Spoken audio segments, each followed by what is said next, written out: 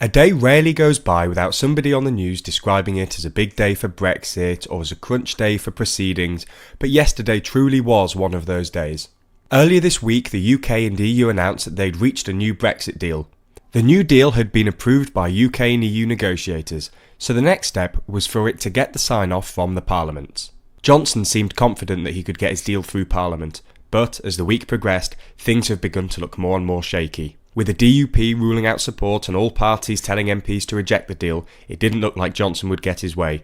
Yesterday was the day that put all that to the test though.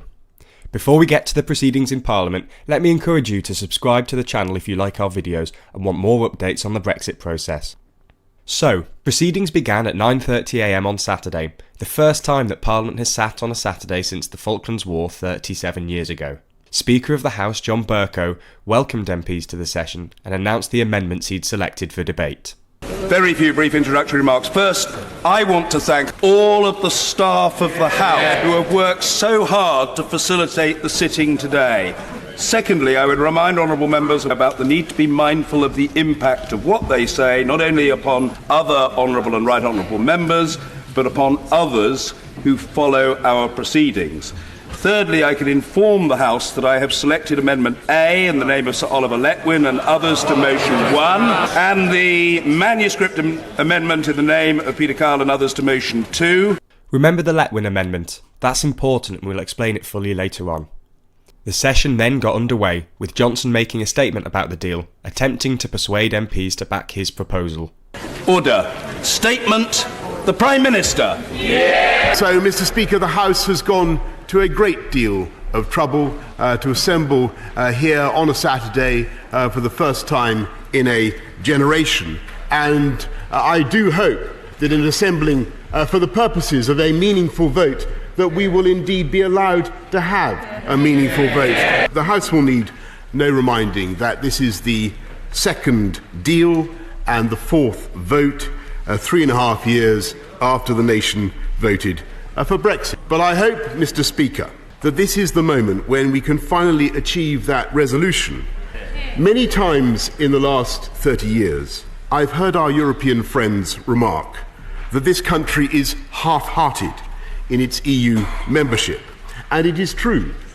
Opting out of the single currency, not taking part in Schengen, and it's precisely because we are capable of feeling both things at once, sceptical about the modes of EU integration, as we are, but passionate and enthusiastic about Europe, that the whole experience of the last 3.5 years has been so difficult for this country and so divisive. And that is why it is now so urgent for us to move on and to build a new relationship with our friends in the EU. As I mentioned earlier, other parties don't love the deal, so the reaction to this speech, well, it wasn't exactly positive. I call the Leader of the Opposition, Jeremy Corbyn. He has renegotiated the withdrawal agreement and made it even worse.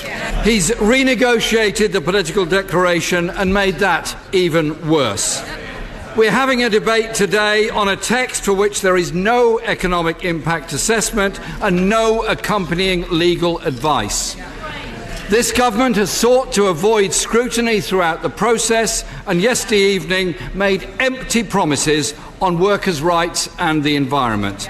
This government cannot be trusted and these benches will not be duped. Then MPs used the time to debate and discuss the Brexit deal they were being asked to vote on. And in recognition to the previous Prime Minister, I always felt that she had a profound sense of public duty and properly recognised the real risks of no deal and ultimately would not have taken us there. I do not have that level of trust in the current Prime Minister. If a lorry leaves Dumfries for Northern Ireland and its ultimate destination is the Republic of Ireland, where and when will those customs checks take place? There have to be checks, and they have to be done at the border between England, Scotland and Wales or Northern Ireland. And there's no getting away from that. This argument the Prime Minister earlier tried to deploy, that he's not putting a border in the Irish Sea, is just wrong. It is absolutely wrong. Any goods that don't fall within that restricted category of being proven that they're not going any further than Northern Ireland are going to be subject to checks, because that is the test written into the deal. The Prime Minister's letter to President Tusk made it clear that from the government's point of view, from his point of view, the point of our exit is to allow the UK to diverge from the rights and standards of the EU. And let's nail this one. You don't need that if you want to go up and have better standards. So anybody who wants to change the rule is not doing it to have the freedom to bring in better standards, because you don't need to change the rule for that. The only reason you need to diverge is if you want to go down. Even this debate was controversial, with many MPs and officials complaining that they'd not been given long enough to scrutinise such an important document. In fact, the government didn't even release documents explaining the economic impact the deal would have. That being said, Mark Carney, the Governor of the Bank of England, did welcome the deal, saying it was a net positive and takes away the tail risk of a disorderly Brexit. And this issue of timing is what Letwin's amendment is all about. The amendment sought to withhold parliamentary approval until the implementation legislation has passed through UK law. This essentially delays the process, but Letwin and others argue that doing so is vital if MPs will have time to protect people from no deal and examine the deal properly. If the amendment passed, it would delay the process, immediately triggering the Benn Act, which requires Johnson to request an extension from the EU. In addition to that, Michael Gove said before the vote that if the amendment was passed, the government wouldn't hold a meaningful vote on Johnson's deal.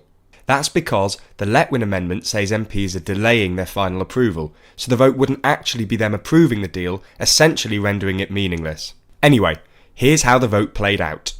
Order! Order! The ayes to the right, 322. The noes to the left, 306. So the ayes have it. The ayes have it. Unlock! As you just heard, the amendment passed 322 votes to 306. A pretty significant victory for Letwin and those supporting his amendment. Given that the amendment wouldn't have passed had 8 MPs voted the other way, the support of the 10 DUP MPs was instrumental. The DUP voted for the amendment in an attempt to stifle the deal, with Sammy Wilson saying that we would be failing our duty if we do not use every strategy which is available. This means that Parliament should now have the chance to fully examine the deal and debate it in more detail. So, this is how Boris Johnson reacted to the result. Point of order, the Prime Minister.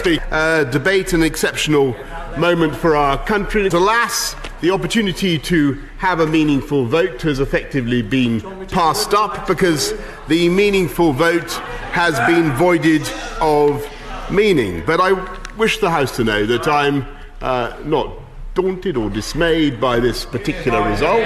But I continue in the very strong belief that the best thing for the UK and for the whole of Europe is for us to leave with this new deal on October the 31st. To anticipate the questions that are coming, I will not negotiate a delay with the EU. And neither does the law compel me to do so. I will tell our friends and colleagues in the EU exactly what I've told everyone in the last 88 days that I've served as Prime Minister, that further delay would be bad for this country, So, as you just heard, Johnson still claims he doesn't intend to request an extension, as the Benn Act requires. It also means that the meaningful vote did not take place yesterday. According to Johnson, immediately after the result, his plan is to immediately allow Parliament to begin examining the deal and publish a programme motion detailing how the relevant legislation can be scrutinised and passed before the 31st of October. It's worth noting that even if Parliament agrees to his programme motioning and he were to manage to get everything through by then, he's still legally obliged to send a letter requesting an extension, according to the Benn Act. After Johnson had finished, the Leader of the Commons, Jacob Rees-Mogg, made a point of order to say the parliamentary timetable was to be amended for a debate on Section 13.1b of the European Withdrawal Act on Monday. This is actually the section of the Act that says that a deal needs to be ratified by Parliament. It's pretty obvious that the government is trying to bring back basically the same business as happened on Saturday, so another debate and vote on the deal. You might remember that Bercow stopped Theresa May from bringing her deal back on a fourth time because, according to parliamentary convention, the government can't bring the same motion unless circumstances have changed. Chris Leslie MP made this exact point, and Bercow said he'd take some advice and then rule on Monday whether the government could bring another vote on the deal. So there's a chance that Bercow won't actually allow another vote on the deal, which would really piss off the government. Assuming he doesn't, however, this means that Johnson and the Conservative whips have now got 24 hours to try and convince 14 more MPs to vote for his deal on Monday. 12 if you count Oliver Letwin and Nick Bold, who've said they will back the deal with a sensible programme motion. We will be discussing what will happen next in this latest episode of our podcast, out later today, so subscribe to the podcast to get that when it's out. Unfortunately, when this video was created, we still didn't know what Johnson's next steps are, but once it becomes clearer, we will make a video to explain what happened. Be sure to subscribe to the channel to get more updates on what happens next. You can also hit the bell icon if you want to be notified every time we release a video. And if you want more from us, you can find TLDR across all social networks simply by searching for TLDR News. And if you want your name featured at the end of the videos, just like these people, then you can sign up to back us on Patreon. There's a link to that in the description.